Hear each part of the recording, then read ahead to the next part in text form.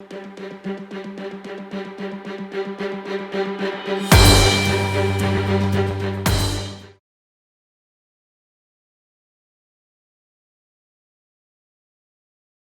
se retrouve aujourd'hui à Chailly-les-Marais en Vendée, dans la maison familiale des Jouffroy. En effet, nous avions déjà eu l'histoire de Paul Jouffroy, général dans l'armée française, et de son implication dans les deux grandes guerres du XXe siècle. Mais aujourd'hui, je me trouve avec Laurent Jouffroy, son petit-fils, qui va nous raconter l'histoire de son père, Frédéric Jouffroy, et de son implication dans la résistance et le conflit israélo-palestinien.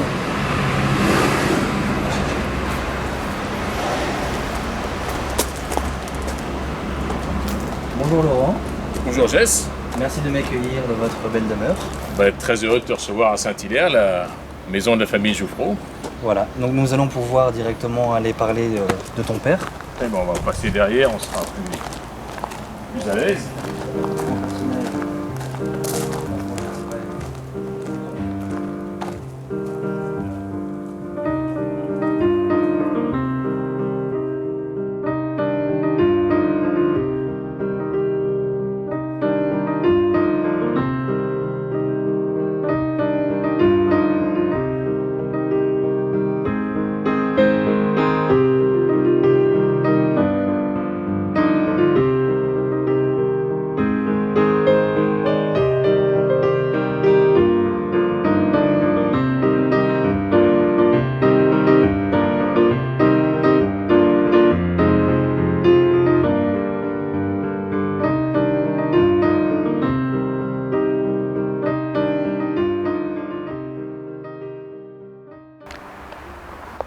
Laurent, votre père s'appelle Frédéric Jouffroy et il a écrit une autobiographie, Une vie libre, que j'ai là ici entre les mains.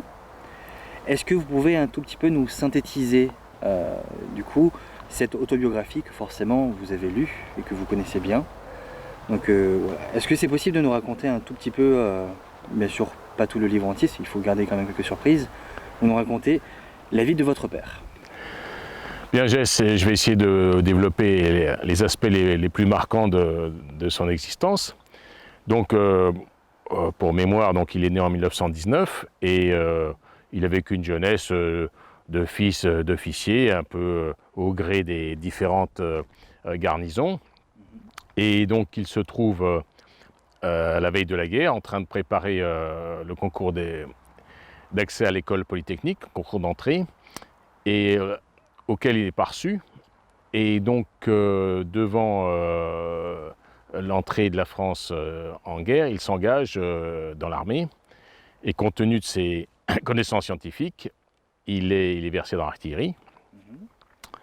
Donc il suit des cours pendant la guerre, début de la guerre, de l'école d'artillerie à Fontainebleau, qui est poussé par les Allemands jusque dans le Massif central. Et là, bon, c'est un peu l'histoire de l'armée d'armistice. Il va partir de là pour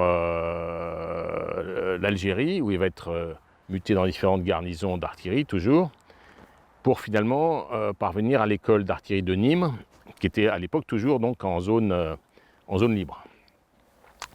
À l'arrivée des Allemands en zone libre, dans l'invasion donc en novembre 1942, donc l'armée d'armistice se trouve démobilisée et mon père se retrouve donc sans emploi. Dans un premier temps, il va tenter de passer en Espagne, donc il part Perpignan, il a différentes pistes, mais d'une part c'est difficile et surtout c'est très onéreux, ça dépasse largement ses possibilités financières. Donc il n'y a plus tellement de solutions qui vient ici revenir en Vendée, qui se trouve en zone occupée à ce moment-là, rejoindre ses parents qui étaient au Maroc, mais mon grand-père ayant été mis à la retraite, sont venus occuper la maison de leur fille qui était décédée pendant un voyage, un naufrage en Méditerranée. Et donc, mon grand-père et ma grand-mère sont arrivés dans la région en septembre, octobre 1942. Ils se sont installés ici. dans la maison de leur défunte fille. Et donc mon père se retrouve naturellement, le seul point de chute qui lui reste disponible, il va rejoindre la Vendée. Bon, il va faire différents essais encore pour passer en Espagne, mais sans succès. Et là, mon grand-père, lui, déjà faisait de la résistance, et mon père va contacter un de ses instructeurs de l'école d'artillerie de Nîmes, qui s'appelle le commandant Delahaye, qui est responsable pour la résistance de l'OCM, c'est l'organisation civile et militaire, qui était à l'époque la principale organisation de résistance dans le Poitou, et même, on pourrait presque en dire en France. Donc ça l'amène, donc il devient adjoint du commandant Delahaye, qui était responsable pour la Vendée, Deux-Sèvres et Vienne. Ça l'amène à voyager un peu à Paris pour prendre contact avec des responsables de résistance, et surtout à Bordeaux, où le responsable régional se trouve, c'est le Raoul Grand-Clément, qui est un cousin éloigné de la famille d'ailleurs, et qui est responsable pour toute cette région. Donc il va prendre des renseignements, des instructions. En Vendée, donc, il va prendre des contacts pour trouver des terrains de parachutage, pour voir comment les maquis peuvent s'organiser. Pour cela, il va d'abord aller se former à Bordeaux pour voir la technique des parachutages, qui n'était pas simple. Donc, les systèmes de radio, les systèmes de reconnaissance. Et après restituer ça à tous ces responsables locaux. Alors, il faut bien s'imaginer que c'était assez dangereux, pour ne pas dire extrêmement dangereux, de faire de la résistance en zone occupée, puisque ceux qui étaient de la résistance étaient considérés comme terroristes et donc passibles de la peine de mort. Se déplacer dans une région comme la Vendée, qui était chargée d'une forte présence allemande, était déjà délicat. Bon, il y avait quand même certains Français qui étaient collaborateurs. Donc les déplacements, en plus, il n'y avait pas d'essence, c'était pas facile de se déplacer. Donc le fait de recevoir quelques tonnes d'armes avec des gros avions la nuit, à basse altitude, c'est pas franchement discret. Surtout que l'avion doit passer plusieurs fois pour reconnaître avant de faire ses largages sur le terrain. Sur le terrain, il faut avoir prévu donc des équipes, d'une part pour baliser le terrain, et puis ensuite récupérer les containers de munitions et d'armes, les retirer, donc tout ça de nuit, discrètement, les cacher, trouver des gens qui prenaient. Tous ces gens-là risquaient leur vie, hein. Faut pas oublier quand même cet aspect des choses.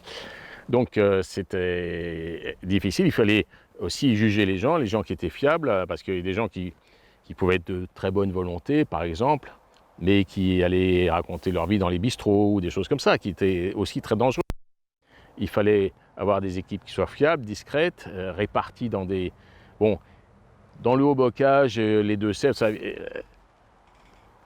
le bocage est propice à camoufler, c'est des petits compartiments de terrain, donc pour des grosses armées organisées, c'est pas évident de s'y retrouver. Donc le terrain était assez favorable, mais bon, c'était quand même extrêmement périlleux. Alors je fais une parenthèse, c'est qu'un aspect de la résistance. Il y a des gens qui faisaient la résistance, qui transmettaient des renseignements sur les troupes allemandes. Il y en a d'autres qui protégeaient les juifs, d'autres qui exfiltraient les aviateurs alliés. Oui, c'était assez divers en fait. D'autres qui sabotaient les usines de production pour les Allemands, d'autres dans les infrastructures qui sabotaient les voies ferrées ou les lignes téléphoniques. D'autres qui noyaient l'administration, donc il y avait d'autres qui distribuaient des tracts, donc il y avait beaucoup de formes de résistance différentes. Celle-là était plus spectaculaire, de la lutte armée, parce que bon, ça fait plus d'action. Et c'était fortement stimulé par les Anglais qui voulaient tromper les Allemands sur la date du débarquement. Même jusqu'ici en Vendée, en fait? Oui, il fallait croire il fallait faire croire que le débarquement allait avoir lieu en 1943. Donc, ils avaient persuadé donc, tous les résistants, tout ça, des maquis, que allez, on va aller recevoir des armes, et puis il y en a besoin parce que ça va, on va rentrer dans l'action. Donc, c'était ce qu'on appelle en termes militaires des manœuvres de déception qui sont destinées à intoxiquer l'ennemi. En 1944, ils en ont fait aussi. Donc, mais ils ont un peu envoyé quelque part, d'une certaine façon, au casse-pipe des résistants inutilement, quoi. Ils les ont persuadés qu'il fallait très vite. Et ils ont fait ça, même, ils ont perdu certains de leurs agents anglais dans ces conditions. Donc, bon, enfin, c'est des manœuvres, c'est la guerre avec toutes ces contraintes. Donc, toujours est-il que mon père organise ses parachutages. Le commandant de l'AE, lui, commence à être inquiété, donc il va se replier sur Paris. Et mon père se retrouve à ce moment-là responsable, en titre, si je puis dire, des départements Vendée, Deux-Sèvres, Vienne, et puis il va même prendre un petit bout du sud du Maine-et-Loire. Donc tout ça va prendre l'ampleur. Mais un jour, donc il va à Bordeaux auprès de la direction régionale, si je puis dire, pour prendre des instructions. Et là, quand il monte dans l'appartement de son chef, il sonne en bas, ça répond pas, finalement ça ouvre, donc il monte les 4 étages, la porte est ouverte, il pousse la porte. Et une fois qu'il a franchi la porte, hop, il y a deux policiers qui le ceinturent. Et là, bon, il a compris qu'il était tombé dans un piège. Et donc, bien sûr, ils vont le fouiller. Il avait préalablement donné presque quasiment tous ses documents à son adjoint qui l'attendait à l'extérieur. Mais il avait oublié un petit papier pelure sur lequel il y avait des choses importantes de noter. Donc les autres le fouillent et puis il montre le papier, qu'est-ce qu'il y a marqué dessus, qu'est-ce que ça veut dire. Alors il prend le papier pour faire semblant de le voir, puis hop, il l'avale. Donc là, il ne pouvait plus tellement faire l'innocent après ça. Sans ça, il aurait pu dire, ah ben non, je suis passé là pour voir des copains ou n'importe. Bon, là, carotte était cuite. Le papier contenait donc là, il était... donc les policiers de la Gestapo l'emmènent à la direction de la Gestapo à Bordeaux. Là, il est mis au secret. Le lendemain, il est présenté au responsable régional qui s'appelle Dozeux, qui est connu. C'était le plus subtil, si on peut dire, des responsables de Gestapo en France, parce qu'il cherchait d'abord à persuader les prisonniers qu'il avait du bien fondé, ou que de toute façon il n'y a pas d'autre solution que de parler, tout ça. Donc il discutait avec eux. Donc mon père n'avait rien mangé ni bu depuis la veille, et puis là, bon, il y a sandwich, thé, tout est présenté de façon à détendre. Puis on parle un peu de choses et d'autres, donc voilà. C'était la tactique de Dozeux. Et puis comme ça ne marche pas, donc du coup, changement, on passe aux méthodes traditionnelles, donc interrogatoire. Et puis des coups, si les questions viennent pas, les réponses viennent pas assez vite ou elles ne sont pas satisfaisantes.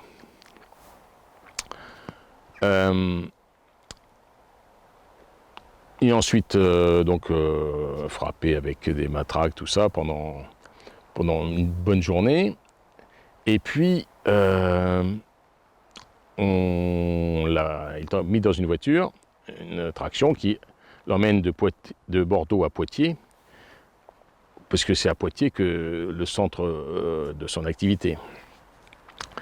Donc là, de nouveau interrogatoire, et là il va être interrogé pendant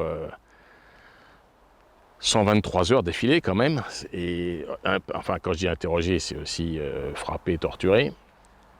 Donc il a un repas par jour, et puis interrogé sans arrêt par équipe de 3, donc il y avait 3 policiers qui se relayaient, donc je crois que c'est toutes les 3 heures, donc avec différents systèmes. Il y en a qui ne frappaient pas, d'autres qui frappaient. Enfin, il y avait une subtile gradation dans les interrogatoires.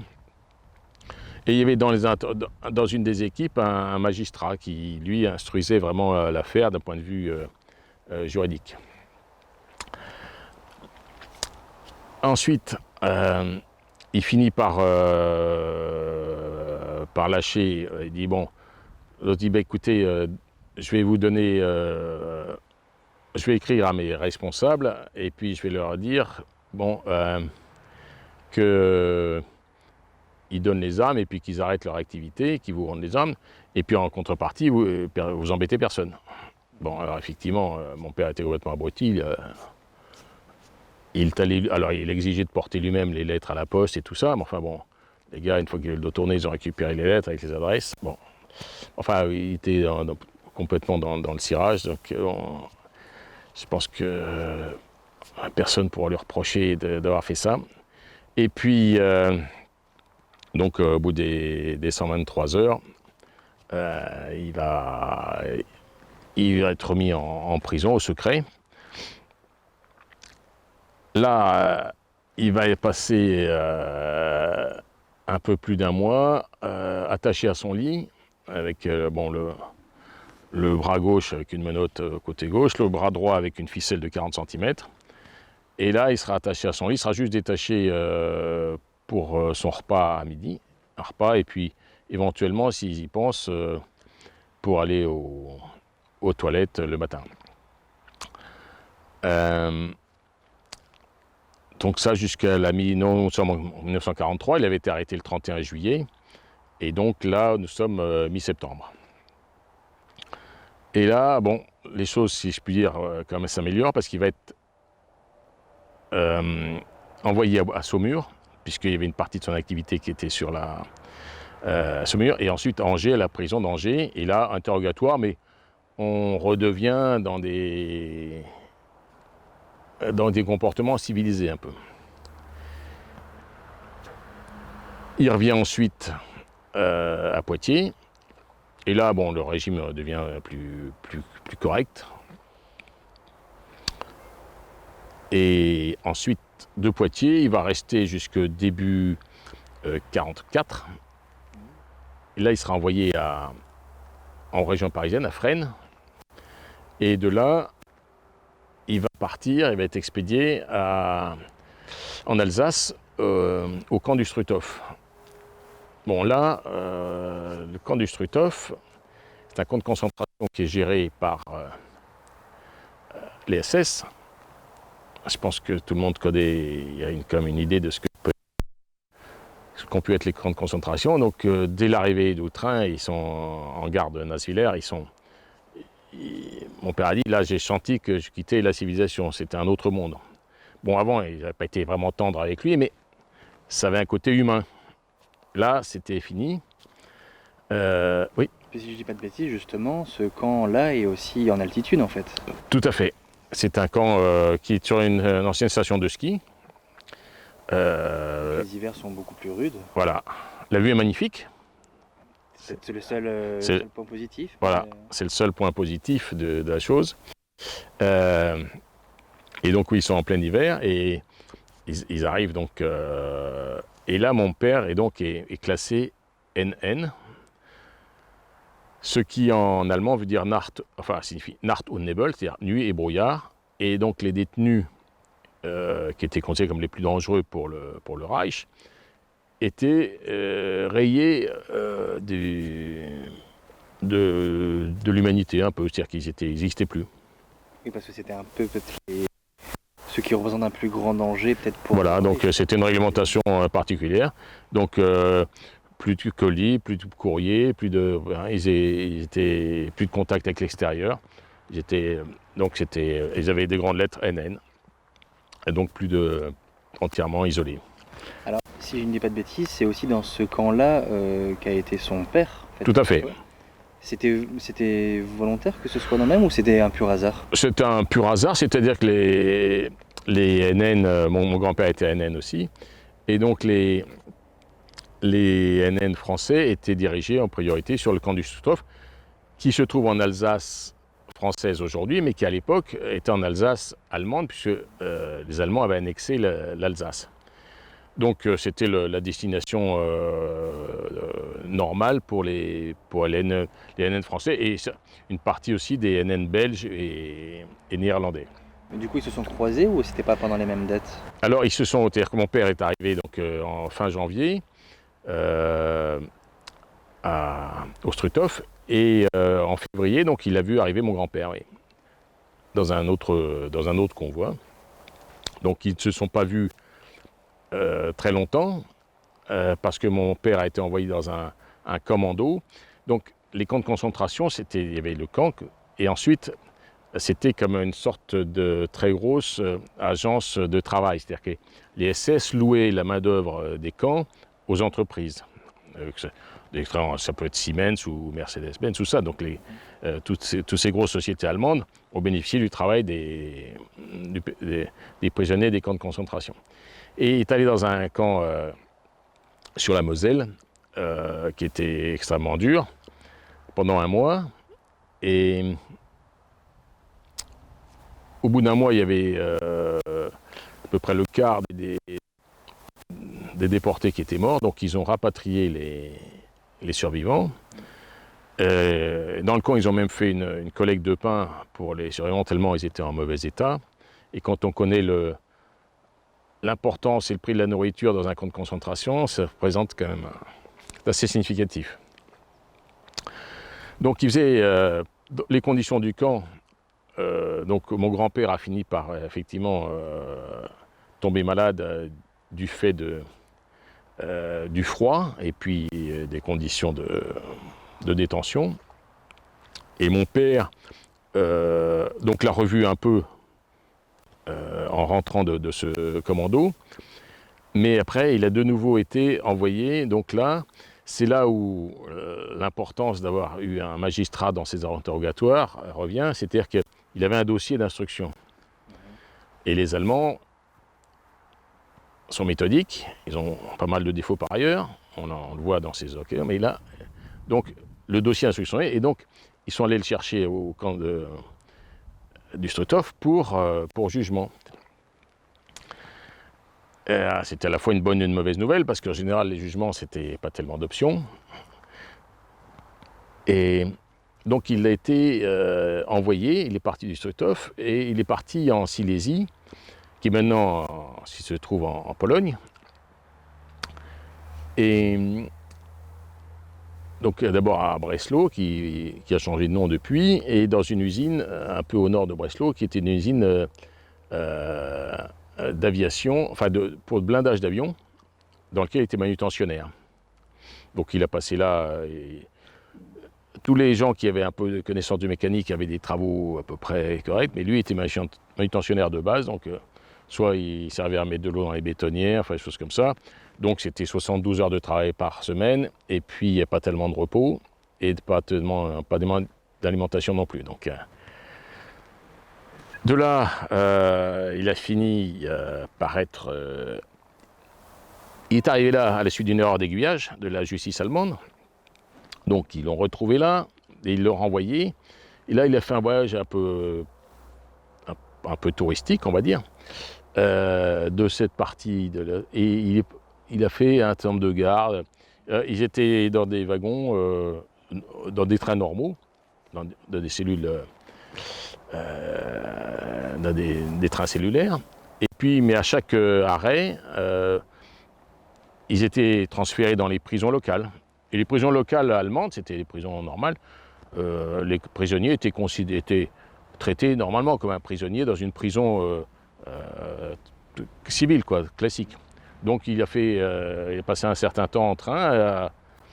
Alors soit c'était les bombardements qui désorganisaient enfin, toujours été bon.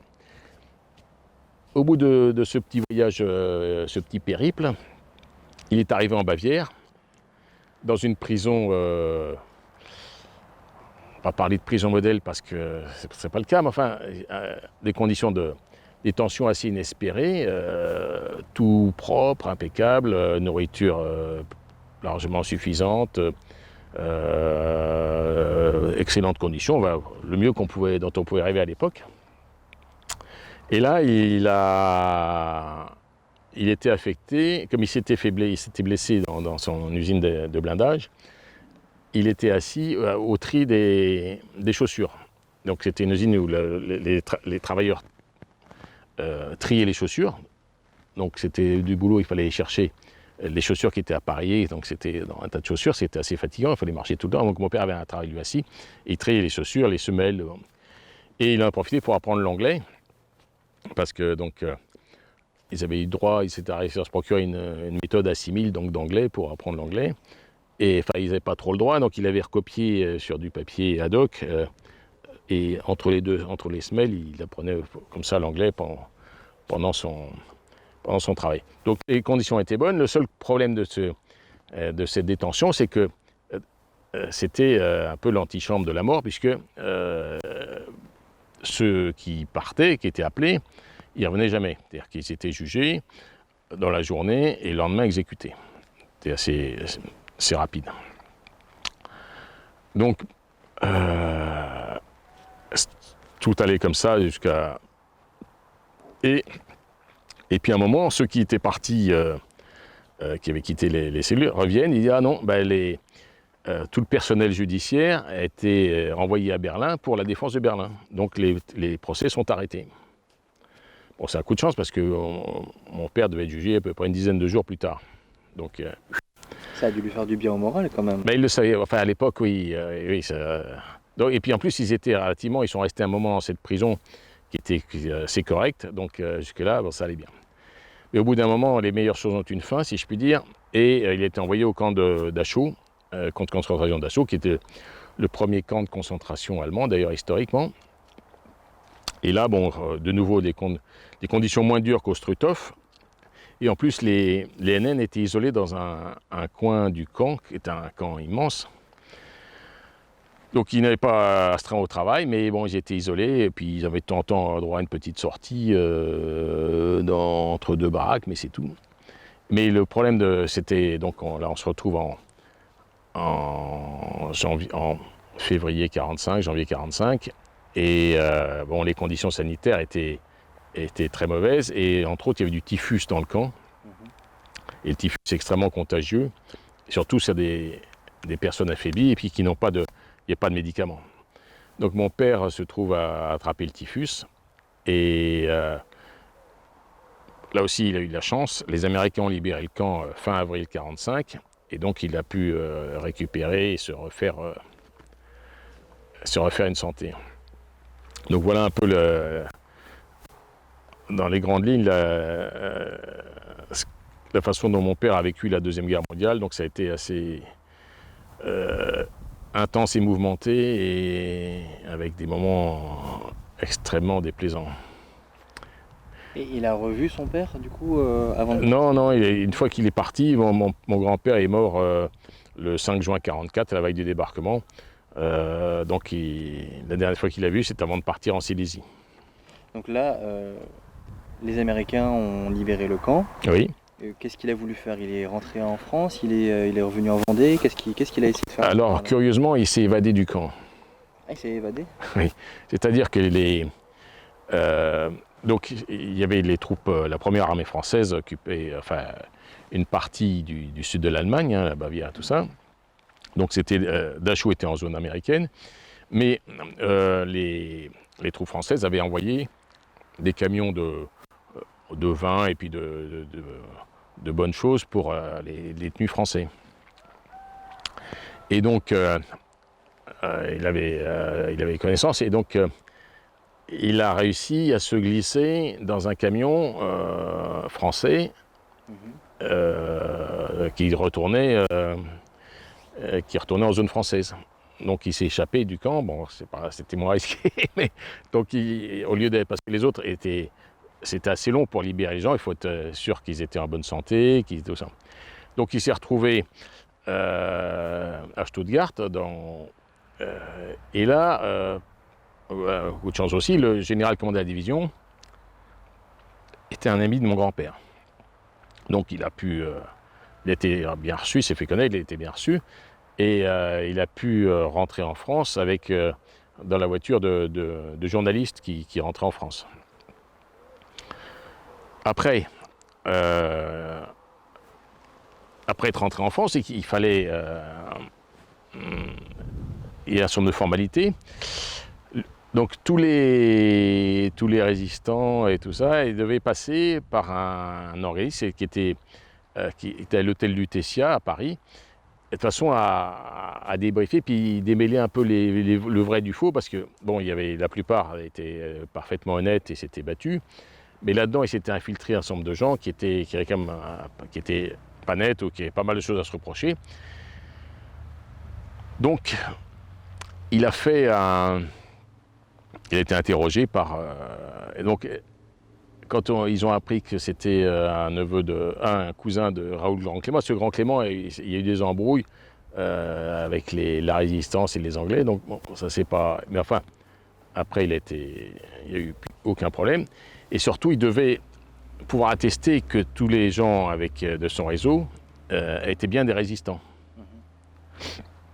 Donc, il devait faire des attestations et puis demander les décorations, tout ça pour tous les gens du réseau. Donc ça lui a pris plus de 2 mois pour régler tous ces problèmes administratifs. En plus, il faut bien voir qu'après la guerre, l'administration française était un peu bouleversée, quoi. D'abord, il y avait le gouvernement provisoire qui avait remplacé le régime de Vichy, et puis tout était bougé. Il y avait les anciens fonctionnaires n'étaient plus tellement, donc c'était un peu le bazar. Dans tous les sens, donc tout ce qui était papier était très compliqué à mettre en place, puis faire reconnaître, parce qu'il y a beaucoup de résistants. D'abord, les résistants qui étaient... la France a été libérée en 1944, il y a beaucoup de résistants qui ont occupé la place des résistants, jusqu'à ce que ceux qui étaient en Allemagne reviennent en mai 1945. Bon, donc tous ces gens-là étaient en place, avec des mérites à géométrie variable. Il y en a même qui ont résisté après le départ des Allemands.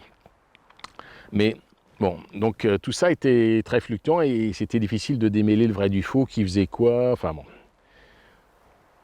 Donc, enfin, au bout de 3 mois, il règle ses problèmes administratifs, mais il fallait retrouver une vie normale et puis songer à... Donc il s'est réengagé dans l'armée,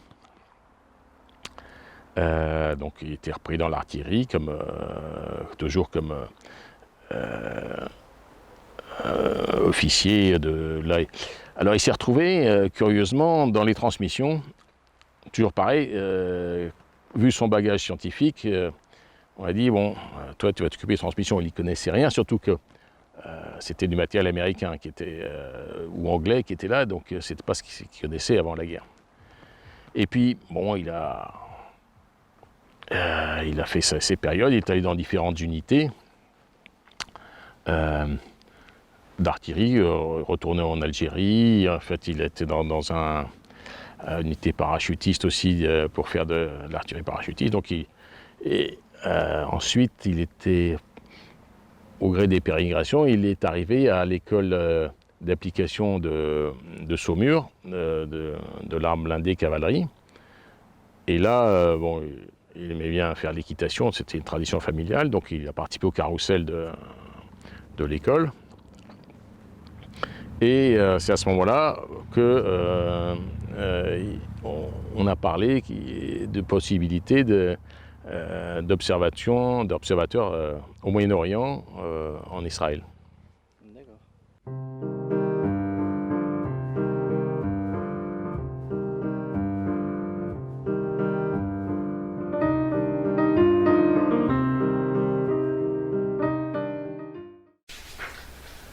Effectivement, je vois que malgré la guerre terminée, il a continué sa carrière dans l'armée et qui l'aurait amené en fait au Moyen-Orient, principalement du coup, je peux voir en Israël, Palestine, dans toute cette zone qui est pas mal conflictuelle. Qu'est-ce qu'il a été faire là-bas ? Qu'est-ce qui est intéressant, entre guillemets, à dire ? Disons que si on reprend un peu la situation générale de la région, il faut monter à la guerre de 1914, où l'Empire britannique était en guerre contre l'Empire ottoman. Et pour avoir un maximum d'alliés dans la région, il s'était allié aux Palestiniens, il s'était allié aux Arabes, d'où Laurence d'Arabie, on voit le film, tout ça. Et puis ils avaient promis aussi aux Juifs un territoire national. C'est la déclaration Balfour de 1917. Donc tous ces gens sont battus contre les Turcs au profit des Britanniques. Mais une fois la guerre de 14 terminée, tout le monde a voulu récupérer ce qui avait été promis. Donc entre les deux guerres, il y a eu énormément de troubles dans la région, en Palestine. Il y a eu des attentats, des émeutes. Et jusqu'à la guerre de 1939, bon là ça a été mis entre parenthèses, puisque pareil, on devait faire face à un ennemi commun, donc l'Empire britannique avait remis les règles de la guerre. Et puis, après la fin de la guerre en 1945, on est retombé dans les troubles qui étaient de plus en plus importants, surtout que, après ce que les Juifs avaient subi pendant la Deuxième Guerre mondiale, il était encore plus pressant pour récupérer un territoire national en Palestine. Sachant, mais en Palestine, il y avait déjà des Palestiniens, donc, qui avaient leur terrain, leur maison, tout ça. Donc ça avait beaucoup de prétendants pour la même chose. Et ça s'est traduit par des troubles de plus importants, et les Britanniques ne pouvaient plus faire face à la situation, et du coup, ils ont refilé le bébé, si je puis dire, à l'ONU qui venait d'apparaître en 1945 pour faire les arbitrages et faire une trêve et essayer de trouver une solution au problème. Pour vérifier tout ça, il y avait des commissions qui étaient nommées par l'ONU, des observateurs de l'ONU, qui appartenaient à 3 nationalités, les Américains, les Belges et les Français. Donc quand mon père était en garnison en France, il a eu vent de cette opportunité d'être observateur en Israël, et comme il connaissait déjà un peu tout ce qui est du monde arabe, il s'est porté volontaire, il a été retenu, et donc il est arrivé à Jérusalem à la mission des observateurs de l'ONU, et il a été envoyé à Gaza. Gaza, donc, qui est aussi célèbre, on entend parler presque tous les jours. C'était le point de départ de sa mission pour faire les observations sur les différentes opérations. Et c'était une guerre ouverte avec des chars, des avions, tout ça. Les armées arabes, égyptiennes, jordaniennes et syriennes attaquaient les Juifs, et les Juifs les attaquaient aussi sans restriction, donc avec tout du matériel lourd. Et donc les observateurs essayaient de compter les points, puis il y avait des trêves, mais de toute façon ça en éclat le lendemain, donc c'était extrêmement agité. Donc c'était sa mission, et donc il y avait un certain nombre d'observateurs qui étaient relativement impuissants pour arrêter les combats. Pendant cette période, après, il a fait un séjour en Irak, parce qu'il fallait vérifier qu'il n'y ait pas des armes qui transitent par l'Irak vers les belligérants. Donc il était à Bassora, le grand port de l'Irak, puis ensuite à Bagdad, où il s'est franchement ennuyé parce qu'il était sur l'aéroport et il devait y avoir 1 ou 2 avions par jour, donc c'était pas... Bon, et puis Bagdad, même avant qu'il soit ravagé maintenant, après la guerre, ça n'a jamais été une ville très, très amusante. La seule chose qui est remarquable, c'est qu'il a dîné avec Agatha Christie, la romancière anglaise. C'est la seule chose un peu... Et puis après, donc, une fois à la fin de cette mission à Bagdad, il rentre à Jérusalem. Et là, bon, c'est un peu la fin de la mission, parce qu'il y a des trêves, un accord de paix qui a été signé, et les situations sont à peu près figées. Donc là, il repart en France, et il fait un petit séjour, pareil, toujours dans le régiment. Entre-temps, il a fait la connaissance de ma mère pendant ses permissions, parce que bon, il a 30 ans, donc il était temps de penser à fonder une famille. Donc il décide de se fiancer, et puis il a été demandé par la commission d'armistice, par l'ONU à Jérusalem, pour revenir. Donc il repart à Jérusalem, où là c'est un peu différent, puisque la situation est stabilisée, et il y a un contingent de l'ONU qui arrive, pas que des officiers, mais tous des secrétaires, enfin tout un état-major, enfin toute une administration de l'ONU qui vient avec des diplomates, tout ça, donc ça fait une vie mondaine importante pour gérer un peu l'après-guerre, quoi. Donc il fait partie de ça, et lui, son poste, c'est le plateau du Golan, qui est toujours là aussi d'actualité, qui maintenant a été annexé par Israël, et il est dans la ville de Quneitra, qui est à l'époque en territoire syrien, et là il doit veiller à ce que la ligne de démarcation du traité de paix soit bien vérifiée, à la définir, parce que bon, il fait forcément diverses interprétations. Et voilà, donc c'est là son poste. Et pendant cela, donc il a toujours son mariage en cours. Mais comme ma mère était encore en France, c'était pas facile à mettre en place. Donc ma mère, fiançailles ont eu sans mon père en France, et il fallait qu'il y ait le mariage à Jérusalem. Donc il arrive à faire les papiers, c'était assez compliqué parce qu'il fallait que ce soit le consul et puis d'avoir les autorisations de l'ONU. Enfin, ils finissent par y arriver. Donc il se marie à Jérusalem en fin 1949. Et là, donc il retourne sur Quneitra, où voilà, le plateau du Golan, il y a quand même de la neige. On a l'impression que c'est au sud et puis que c'est les palmiers et tout ça, mais bon, ça fait vraiment froid l'hiver, et puis au milieu, c'est assez désertique. C'était pas très drôle pour ma mère. Donc, bon, pour mon père, il a toujours son travail qui est très intéressant. Ensuite, ma mère est enceinte, et donc mon père préfère qu'elle rentre sur Paris pour différentes raisons, pour accoucher. Et donc ma mère rentre sur Paris en bateau, en avion plutôt, et elle accouche de moi-même. Et donc elle finit par rentrer, mais là mon père est muté à Jérusalem, donc en ville, avec une vie mondaine relativement riche et intéressante.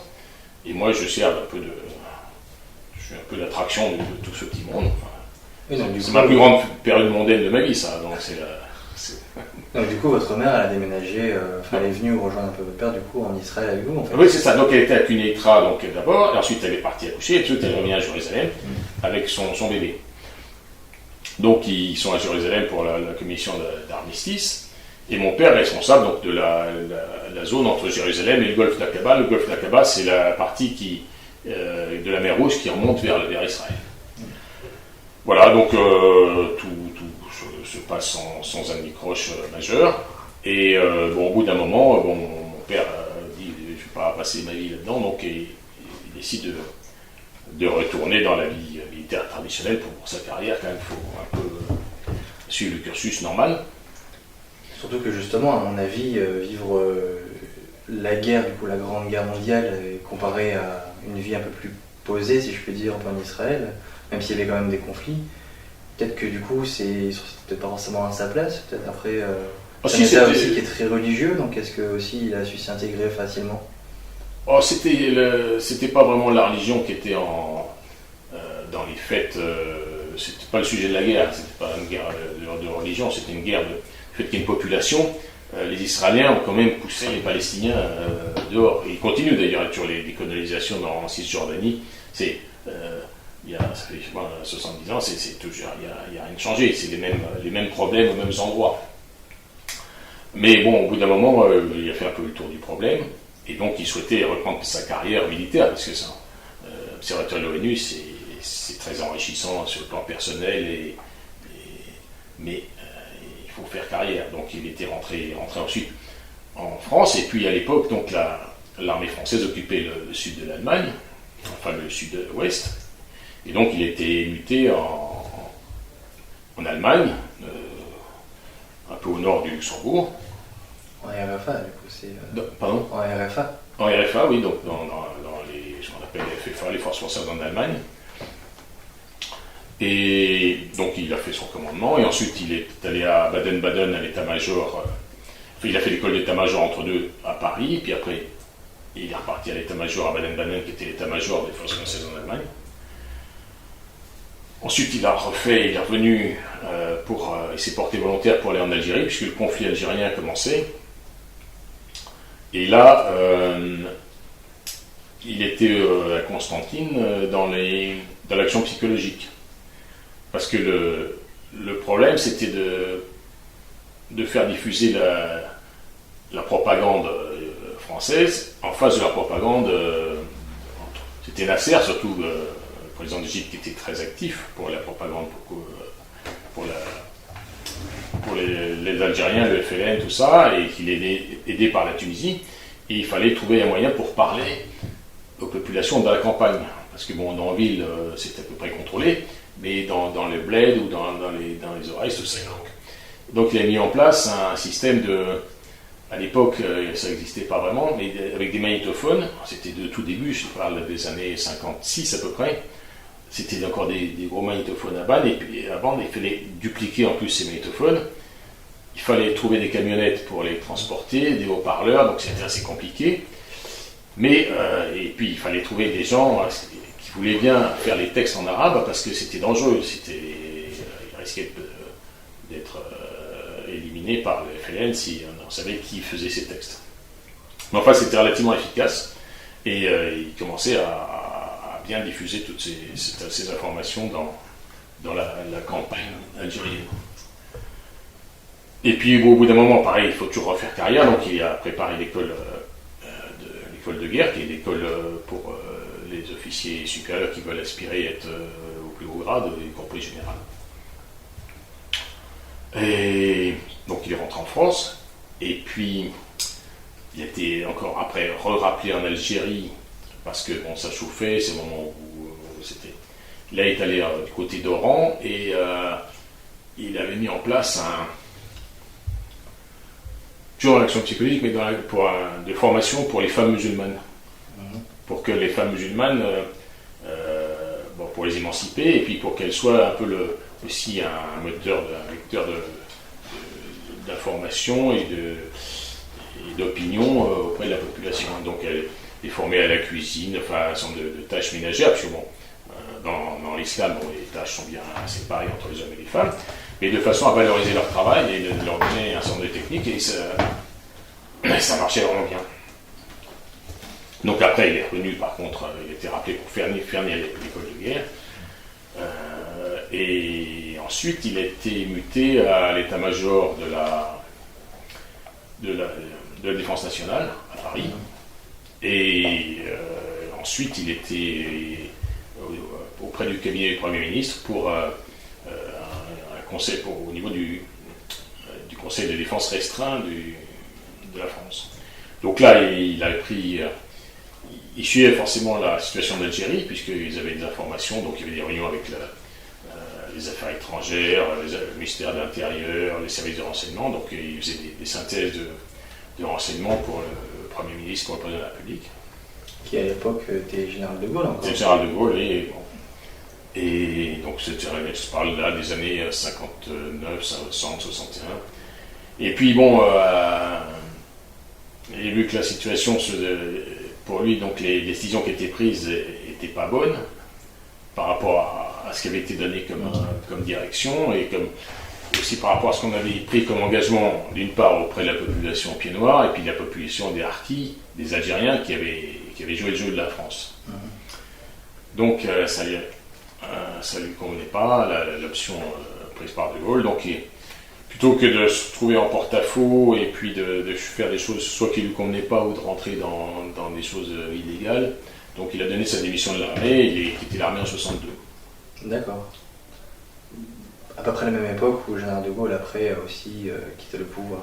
Ah, lui, il a quitté en 68, le général de Gaulle, il a fait un référendum, et il a quitté, donc il y a eu 68, il y a eu les événements de 68, avec les jeunes, tout ça, et donc il a bien gardé le pouvoir, puisqu'il y a une chambre des députés qui était 3/4 pour les gaullistes. Et puis il a fait un référendum, entre autres, sur le Sénat. Donc les gens n'ont pas voté contre la décentralisation, ils ont voté pour changer de président surtout. Donc, et puis il est mort un an après, en 69, en 70, peut-être en 70. Bon, en 69, il a été démissionné, en 70, il est mort. Et pour le coup, là, il décide de quitter l'armée. Oui. du coup, il revient en France, il reste en Algérie, et qu'est-ce Mais il était en France, il était à Paris, il a été auprès du Premier ministre. Donc il quitte l'armée et rentre dans une grosse entreprise, Ribet Desjardins, qui est à l'époque le plus gros fabricant de France de télévision. Et donc c'était l'essor de la télévision, et cette entreprise gagnait énormément d'argent, assez facilement, sans trop faire d'efforts. Et cette entreprise aussi avait un département électronique en public. Et donc il s'est plutôt orienté là-dessus parce que ça l'intéressait plus, et puis il était plus sur quelque chose de concret, technique, que la télévision où c'était un peu, tout était facile, mais on sentait que comme c'était pas bien verrouillé, bon. Donc il est dans une filiale de Ribet Desjardins, et donc Ribet Desjardins finit par être en difficulté et puis disparaître, mais cette filiale est passée d'une part, dans un premier temps, au sein de la CGE, Compagnie Générale d'Électricité, et ensuite est repassé dans le groupe Thomson. Comme c'était un peu atypique, c'était pas trop gênant pour ces gros groupes de partager leurs différentes sociétés. C'était spécialisé c'était très technique. Enfin, il y avait quasiment une centaine de personnes, mais c'était surtout des ingénieurs et des techniciens. C'était des recherches, donc il y a des capteurs pour le Concorde ou pour les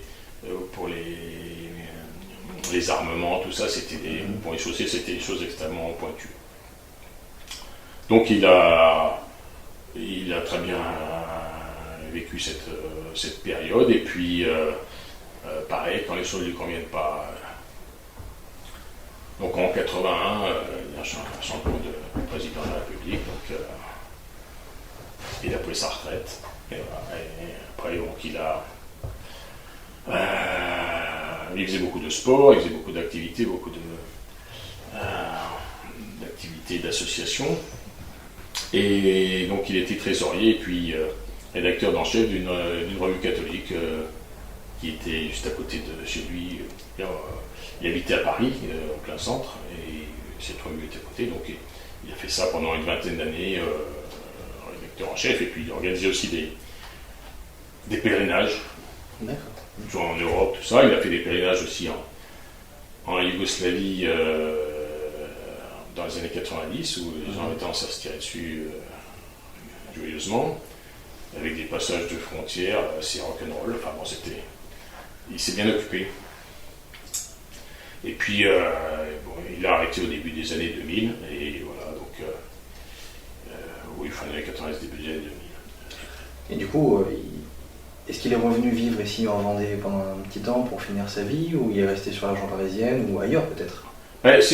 C'était la maison en famille, donc ici, il y avait son frère aîné, Jean, qui habitait ici, à demeure, et on venait, nous régulièrement, en vacances, lui encore plus souvent quand il était à la retraite, passer des séjours. Non, je suis venu tous les étés ici, depuis que je suis tout gamin.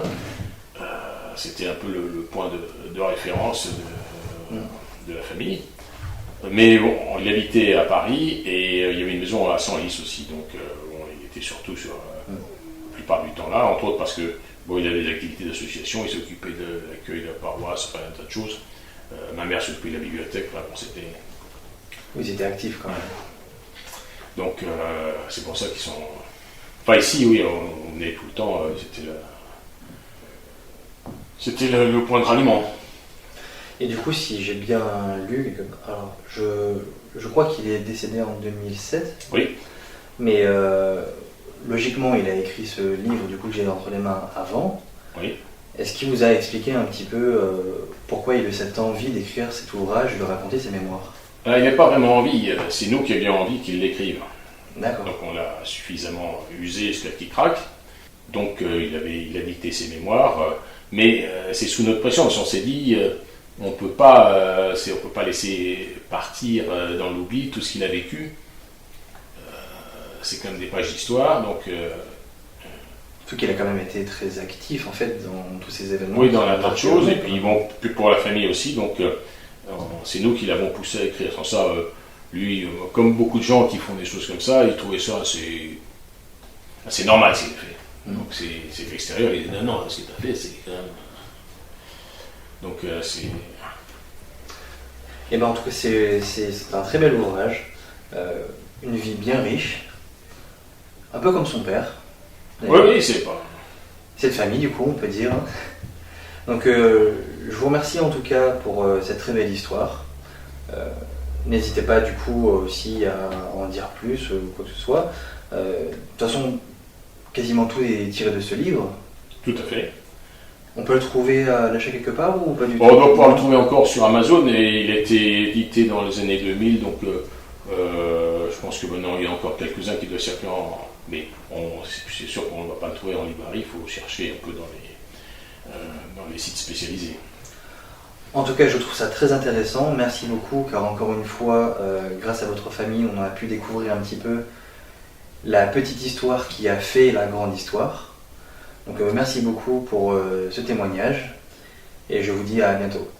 Jess, merci beaucoup d'être venu faire cette interview et d'avoir mis en valeur le livre de mon père, et merci beaucoup à toute votre équipe qui s'est déplacée. Merci à Ripardière Productions qui a mis en œuvre, et pour nous, pour notre famille, ça va être un document important qui va nous permettre de garder sa mémoire. Exactement, parce que on a la possibilité encore d'en parler, mais ce ne sera peut-être pas toujours le cas, donc tout à fait. Autant en profiter autant qu'on le peut. Merci à vous, bonne journée et à bientôt. Merci Jess.